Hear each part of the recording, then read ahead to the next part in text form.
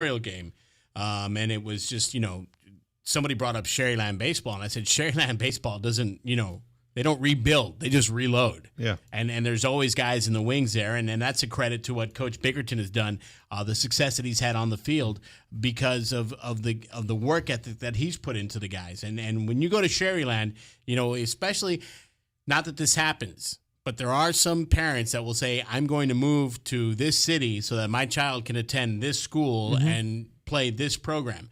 If you're one of those guys and you move to Sherryland, you're going because, one, of the reputation that Bart Bickerton has set up for himself as being a straight, honest guy, legit baseball coach, and two, because you think your child has that ability to fit into his program. Yeah.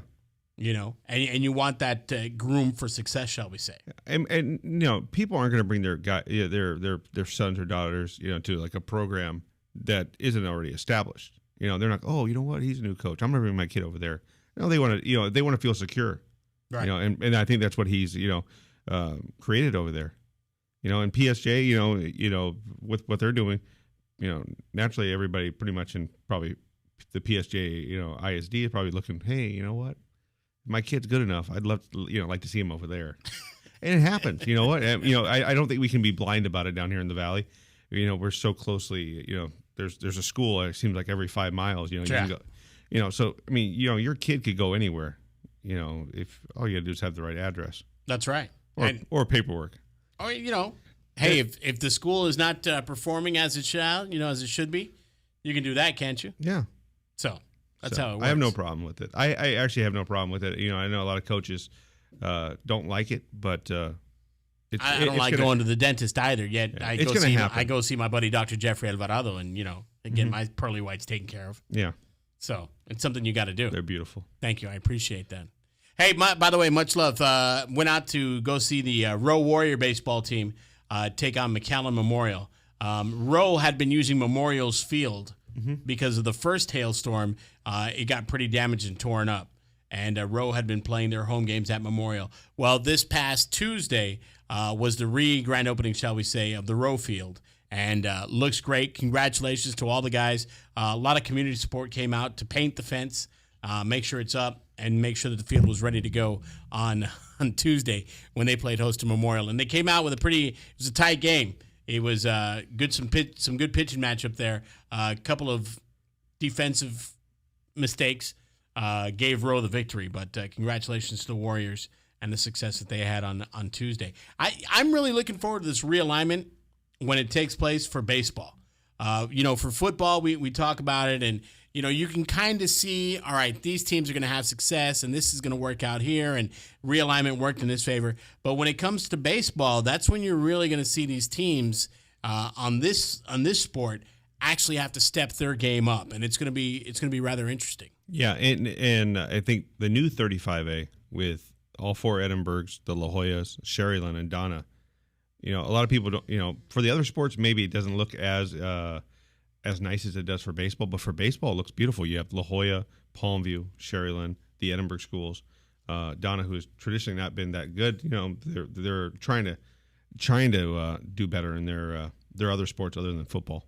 So that it could be very competitive. I think it's going to be very competitive. I think it's going to be very nice, considering that once you get all this realignment worked out and set up the way it is, it's going to be one of those where you're going to want to see a few of these games. I mean, I understand baseball is a sport that you really have to love, in order to go out and watch it live. Especially when it comes to like a high school level where you're like, okay, what are we going to see? What type of talent do we have on the field? But when you look at the district and the breakdown, the pairings, Edinburgh is traditionally strong in baseball. Sherryland, La Jolla, Palmview is now, stepping up into the place where, everybody thought they were going to be last year. They were, cellar dwellers, and now they're, second, I think. Oh, they could be second. They could be second. Yeah. So it's going to be an interesting matchup there, shall we say, that district when it comes to fruition. Yeah, for baseball, I think that's the district you want to look at for next year. I think for football, it's got to be 31 5A, the new 31 5A, which is all the McAllens, the PSJs, San Benitos, PSJ, and San Benito. I mean, that's murderer's row right there. And then I think if you're looking at one that you probably don't want to pay attention to that much, say it. It's going to be Harlingen's district. It's going to be. We're calling it the Harlingen district.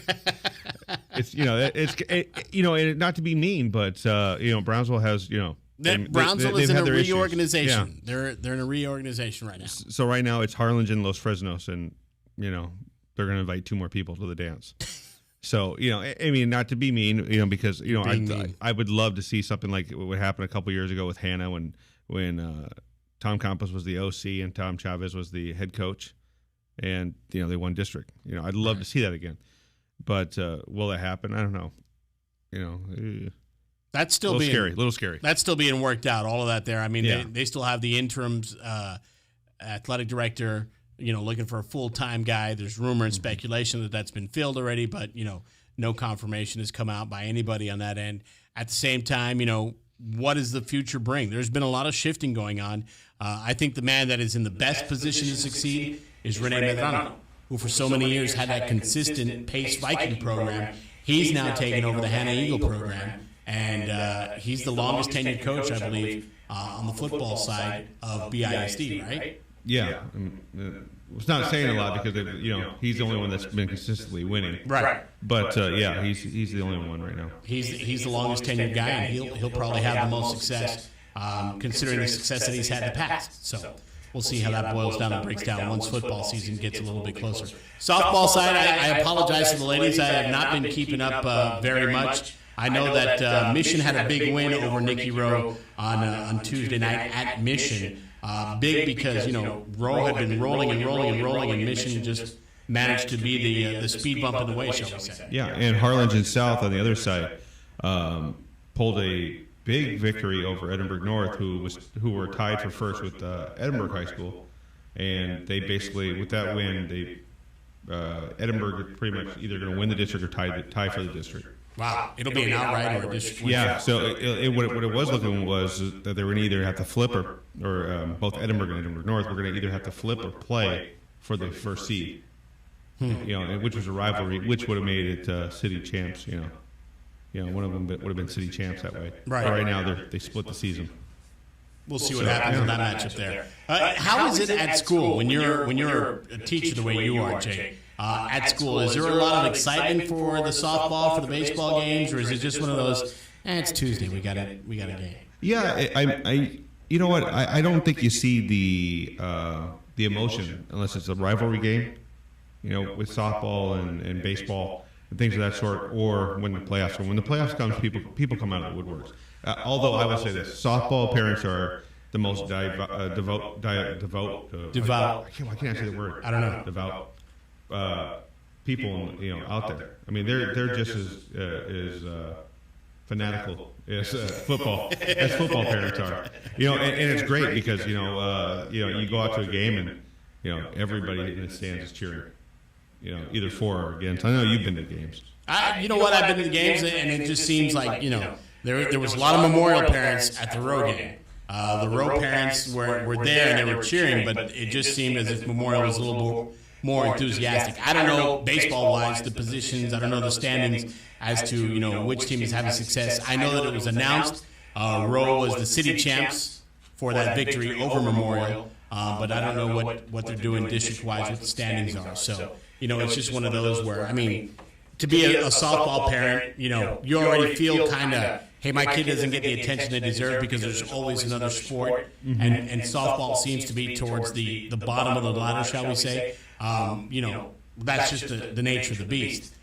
In the media world, you go for the sports that are going to attract more people, and it just seems as if softball doesn't get that love. They should get the love because these girls go out and they practice as much as the guys, and they do as much stuff as the gentlemen do when they're playing baseball, when they're running track. I mean, track gets little to no love as much as well. So, it's one of those things that you wish was different, but obviously for the constraints of time, this is where you've got to focus. Yeah, and I'm looking at the breakdowns right now for softball. Sherilyn's won the title in 35A. Okay. And Rowe and Mackay are fighting for the second seed right now. Okay. Edinburgh either clinched or tie for the first in 31 5A with Edinburgh North. Harlingen South right there behind them. And then let's see, Harlingen has a 1-game lead over PSG North right now for the 4th spot. And then you've got in 32-5A Porter should win, but they dropped a game to San Benito, so we'll see. So they should win. Los Fresnos would be right after them, and then West goes third. Right all now. right, so that's in 32-5. Yeah. So it's and Mercedes has been running away with 32-4A. Does La Jolla's softball program mirror the success of their baseball teams? Well, I don't know if you want to mirror the success of La Jolla baseball this year because the Classic hasn't done as well as they thought. And La Jolla was supposed to actually be pretty good this year, the boys, but past success. Let's put it that way. Jake is looking it up right now. I'm looking it up right now. I'm efforting. Analyzing it as we speak. Don't forget you can catch the huddle and the replay at 956sports.com, 956sports.com. You can check out the replay. Plus, while you're there, you can get the link for today's Sherryland Katie Morton Ranch matchup. It starts at 1 o'clock from Austin. There'll be the live stream that you can watch. And if you're like Jake, you have that Google Plus. Is that what it's called? Yeah. Adapter. Google Review. Google Review that you can pick up at your local electronics store, plug right into your LCD or your plasma at home, and it's like you're watching the game right there on your big screen. So you can check that out. You're getting a text. What are we doing here, brother? Coach Bickerton, actually, his text message just came through saying we'll be taking BP at that time, 8:30 in the morning. So he said, basically his text message just came through right now. That's very nice. You must have the I'm same. efforting actually to get him on for 9:30 right You now. must have the same cell service provider that I do. T-Mobile. It's nice when you get those text messages late, though, too. Yeah, I love that. It's fantastic. Like, I'll send text messages. Oh, I didn't get this till the morning. We're going to take a time out. We'll pause for comments. We'll come back. We got more of The Huddle right here on 840 Fox Sports Radio. The Huddle brought to you by 956sports.com.